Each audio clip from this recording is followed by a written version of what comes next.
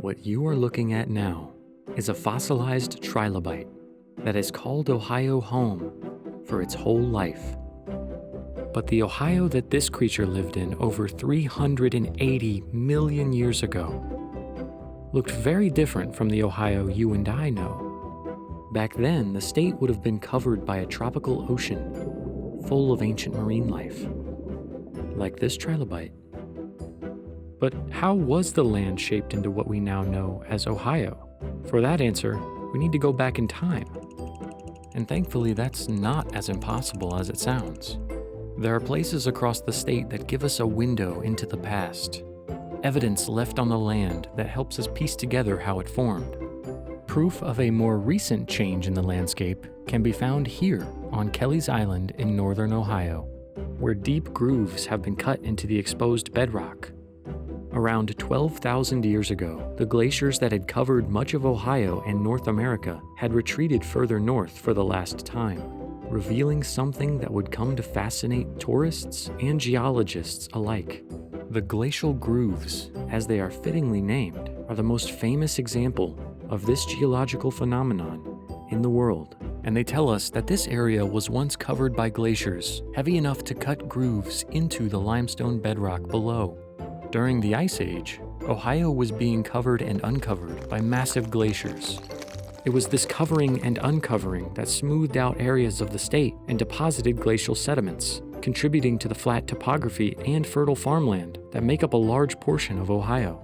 But before glaciers could alter the landscape, Ohio needed to be above water, and we can see how it got there by looking at stone from across the state, with some of the more awe-inspiring examples coming from Hocking Hills State Park.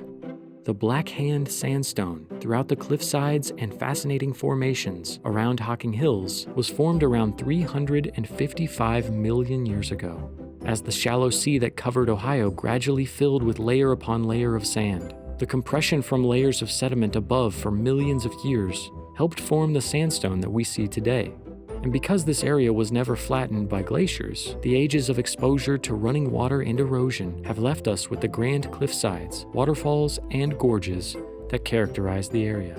Each layer of rock has something to add to the history of the land as you go further back in time, but some time periods in Ohio's history are absent from the rock record, like the age of the dinosaurs, when Ohio would have been above water and exposed to weathering and erosion. Not exactly ideal conditions for preservation, so any would-be fossils that were deposited during this time have likely been eroded away.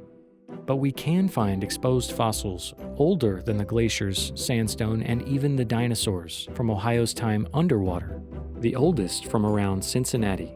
Bedrock here contains all kinds of marine fossils, including Ohio's state fossil from the Ordovician period, over 443 million years ago, telling us that Ohio was underwater and home to so many different marine species for many millions of years. Ohio has taken the shape of numerous landscapes during its long journey as part of the North American tectonic plate.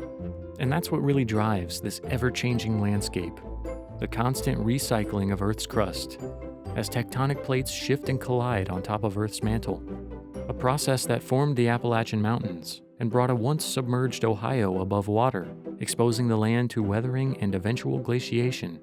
Shifting tectonic plates are still changing the world today, but they move at about the rate our fingernails grow. So, while it's difficult for us to notice a change in our lifetimes, wait just a few 100 million years, and the world may look very different than it does today. We just get to witness a tiny fragment of time in the history of our state. But I wonder, what form will Ohio take millions of years from now?